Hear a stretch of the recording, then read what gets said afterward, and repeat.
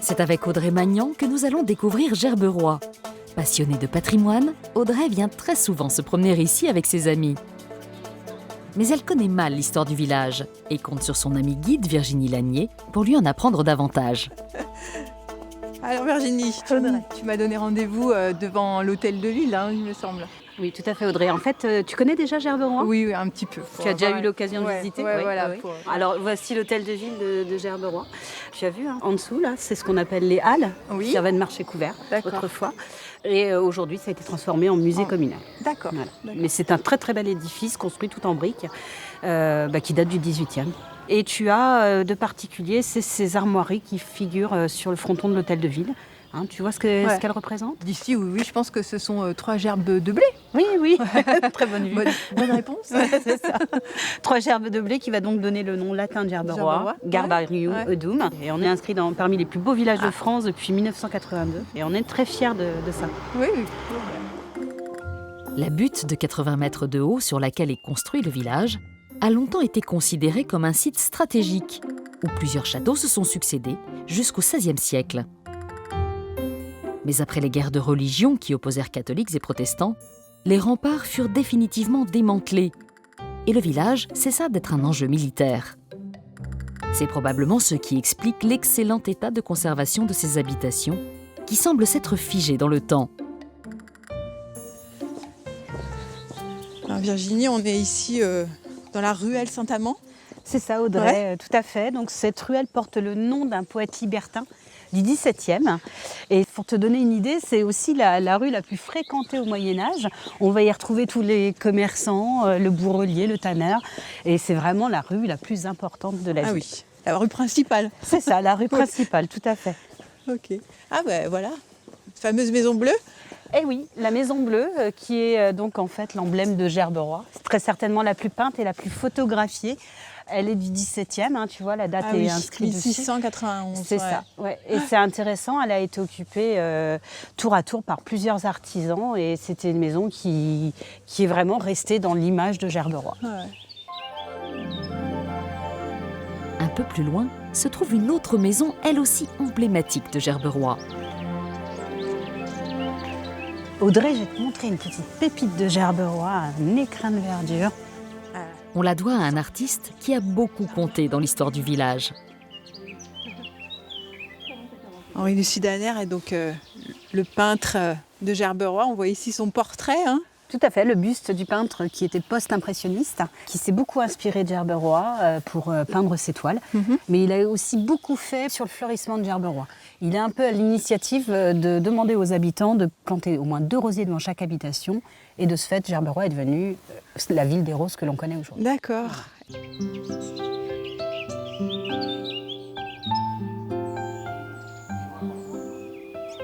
Et donc là, c'est la maison d'Henri Lucidaner. C'est ça, Audrey, la maison qu'il va acquérir vers 1900. Et il va vouloir y créer des jardins en plusieurs thèmes. Et tu vois, donc là, c'est une première partie de jardin qu'il a créé, qu'il appelait donc le jardin blanc. On voit planter uniquement d'essences de couleur blanche. D'accord. Et on va y voir fleurir tout au long des saisons des tulipes et des rosiers blancs également par la suite. Ouais, c'est toujours superbe. Et je pourrais épater mes amis avec tout ce que je sais maintenant. Si Audrey a voulu terminer la visite de Gerberoy par ses magnifiques jardins, c'est parce qu'elle tenait à nous montrer que le patrimoine isarien n'est pas seulement architectural. Le département de l'Oise est en grande partie rural et propose une infinité de parcours aux amateurs de randonnée en pleine nature. Or, Gerberoy se trouve justement aux portes du pays de Bray, un petit coin typique de la campagne locale que le guide Grégoire Coulon aime faire découvrir d'une façon pour le moins originale. Vas-y, monte Audrey, monte. Dis donc, quelle automobile! Ah, t'as vu? Ouais. C'est une vieille dame de 1960. Elle en jette, ouais. Merci, c'est gentil. Allez, zou, c'est parti. Alors Audrey, partons découvrir ce pays de Bray. Allons-y, tranquillement. Tranquillement, en 2 chevaux, de toute façon, c'est toujours tranquille. Et on va prendre de la hauteur. Ah, la 2 chevaux vole? Non, on va monter Impec. et on va pouvoir observer le pays de Bray depuis un point d'observation qui est assez sympathique. Très bien. Alors pourquoi tu choisis ces petites balades en 2 chevaux, ouais? Déjà, je suis un amateur de véhicules anciens. Et après, dès que tu parles de véhicules anciens, assez rapidement, T'arrives à la Deuche. tu arrives à la Deuche. Parce que la Deuche, c'est vraiment un marqueur de la France, quoi. Hein, je suis sûr que tu as une histoire, toi. Tu as un lien avec la Deuche. Oui, mes parents, je crois que c'est leur première voiture. C'est ça, la Deuche. Dès que tu commences à parler, Il y a toujours une Deuche dans la famille. il y a toujours une Deuche dans la famille.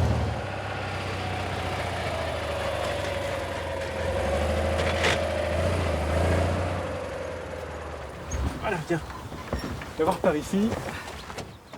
C'était une bonne idée, d'aller Devant jusque- toi, la jusque-là. boutonnière du Pays de Bray. Donc la boutonnière, c'est tout petit, hein, c'est 10 km de large sur 80 km de long. C'est à cheval entre la Seine-Maritime d'un côté et l'Oise. Et comme tu peux voir, c'est une cuvette. Ouais. Et cette dépression, c'est l'érosion du bassin parisien qui a fait que l'argile est remontée à la surface.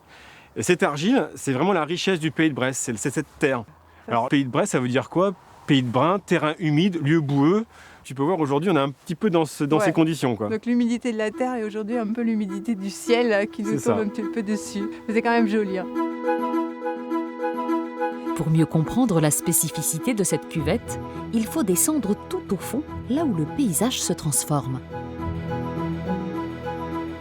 Les grandes prairies herbeuses y font place à une vaste zone marécageuse.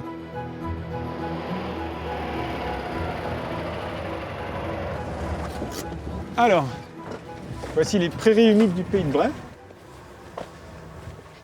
C'est un site qui est classé Natura 2000. On est dans une des dépressions, des points le plus bas. Donc on a les ruissellements des petites des collines hautes, qui vont descendre. Et du coup, se crée une faune et une flore bien spécifiques. Mais c'est vrai que ça ressemble un petit peu à la baie de Somme, enfin un paysage de bord de mer Ouais, avec c'est très cette humide, végétation. Donc tu as les landes humides et acides. On a de l'ajonnin qu'on voit un peu là-bas, les petites fleurs jaunes là, qui sont là-bas. Ouais. D'accord. Ici, on peut rien faire, on ne peut pas cultiver, il y a c'est trop humide. Trop d'eau. Donc on ne peut pas faire donc il y grand-chose. a quoi, de l'élevage un peu ou c'est le moins Un peu de profond pâturage, ouais, c'est ça. Ouais. À côté de cette nature sauvage protégée, le Pays de Bray offre bien d'autres surprises qui méritent elles aussi le détour. Et c'est pour en voir le maximum que Grégoire a eu l'idée de proposer cette visite découverte en Dodoche, qui lui permet, par exemple, de pousser jusqu'au charmant village de Saint-Germer-de-Fly. Et voilà Audrey. Je t'avais promis un des joyaux du Pays de Bray. Eh ben écoute, je suis déjà venue plusieurs fois, mais c'est vrai que jamais vraiment arrêté là. En plus là, on a le soleil, c'est vraiment beau quoi. Alors l'abbaye de Saint-Germer qui a été fondée par Saint-Germer, qui était un conseiller du roi d'Agobert. Le fameux qui a mis sa culotte à l'envers. C'est ça. Et donc là, devant toi, tu as l'abbaye qui est plutôt dans un tic roman gothique primitif. Ouais. Et derrière moi, un des joyaux du Pays de Bray, la Sainte-Chapelle, qui est de style gothique rayonnant et qui a une rosace et des vitraux exceptionnels. Et on a une lumière qui pénètre le bâtiment, c'est assez remarquable. Ouais. À moi qui avais plutôt l'habitude de passer un peu plus tôt dans le village et sans m'y arrêter, mais là c'est vrai que ça donne envie de prolonger un peu la promenade et puis de s'y arrêter un petit peu plus longuement. Hein. C'est vraiment très beau. Comme en témoigne cette étonnante abbaye perdue en pleine campagne, l'Oise possède l'un des plus fabuleux patrimoines architecturaux religieux de France.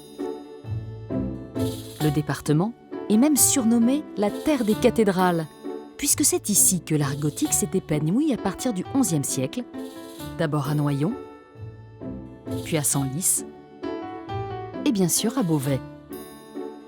Notre-Dame de Beauvais est justement la cathédrale préférée d'Audrey. Avec son impressionnante structure en dentelle de pierre, le monument est la quintessence du gothique flamboyant. Ici, les bâtisseurs de cathédrales ont repoussé les lois de la pesanteur jusqu'à leurs extrêmes limites, comme va le lui révéler l'architecte des bâtiments de France, Jean-Lucien Guénoun. Jean-Lucien, Audrey. on y va? On Oui. va découvrir notre belle cathédrale, je crois. Hein. Je passe tous les jours devant cette cathédrale et tous les jours, je la trouve différente avec la lumière. Oui, ben c'est vrai que la cathédrale de Beauvais est un édifice exceptionnel et que la lumière la met encore plus en valeur.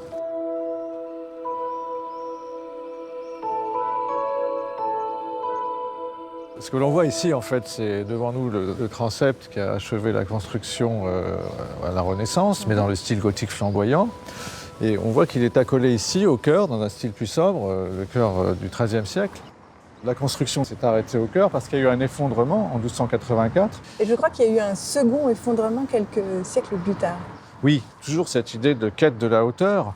Donc on décide à ce moment-là de créer une tour-lanterne et une flèche qui culmine à plus de 150 mètres de hauteur, donc plus haut que celle de la cathédrale de Strasbourg. C'est vraiment la flèche la plus haute de la chrétienté.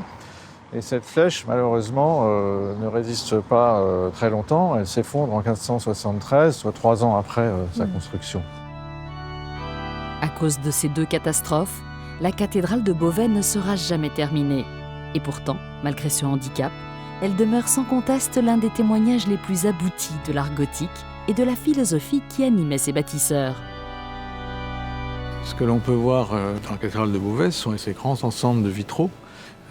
Donc là, la lumière doit pénétrer dans l'édifice. La lumière divine doit pénétrer dans l'édifice. C'est une cage de verre, en fait. On est dans l'architecture gothique où on retrouve la spiritualité de la lumière, par opposition à l'architecture romane.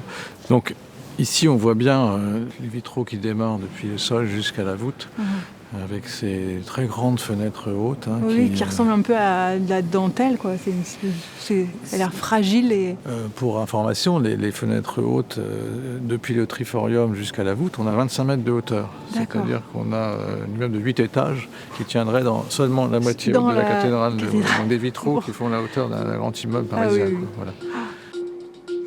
Pour comprendre comment une telle prouesse a pu être possible, il faut monter une centaine de marches et se rendre sur les toits de l'édifice. C'est ici que l'on peut admirer les innovations techniques sans lesquelles cette cathédrale n'aurait pu voir le jour.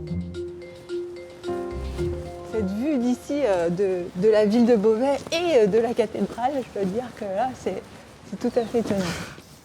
On voit très bien le système constructif de la cathédrale, avec donc tous ces tirants métalliques en fait, qui relient entre elles les piles de contreforts et d'arcs-boutants, et qui permettent en fait de stabiliser la cathédrale, puisqu'à un moment donné on les a enlevés, mais on s'est aperçu qu'il fallait vraiment les remettre parce que c'était très important pour la stabilité, notamment avec les poussées du vent.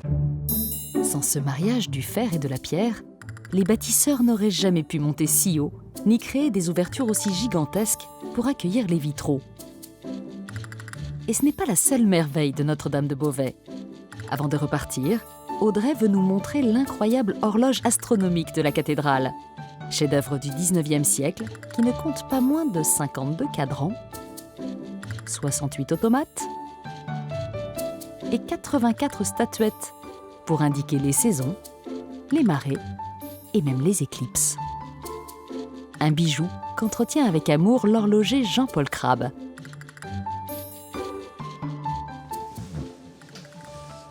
Ouh là là.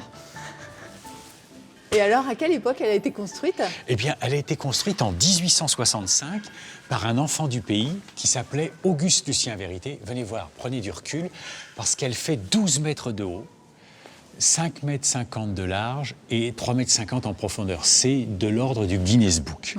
Cette horloge, elle a, ce qui est aussi complètement exceptionnel, 16 blocs moteurs, 16 poids, des poids jusqu'à 60 kg. C'est énorme pour une horloge.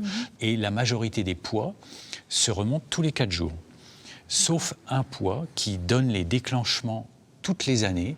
Et donc, ce poids se remonte une fois par siècle. Voilà pourquoi c'est pas toujours la même personne qui le remonte.